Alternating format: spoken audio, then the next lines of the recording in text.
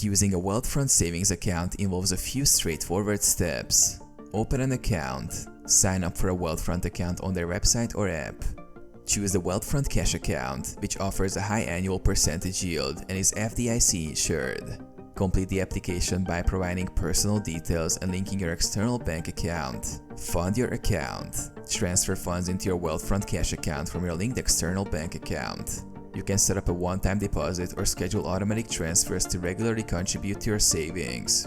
Earn interest. Your deposited funds will earn interest based on the account's competitive APY. Wealthfront's cash account invests your funds in a diversified portfolio of low-risk assets to achieve a higher yield.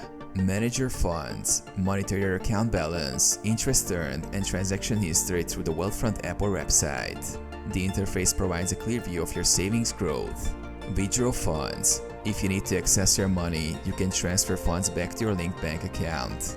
Transfers are typically completed within 1 to 3 business days. Utilize financial tools. Wealthfront offers financial planning tools that you can use alongside your cash account to manage and optimize your savings goals.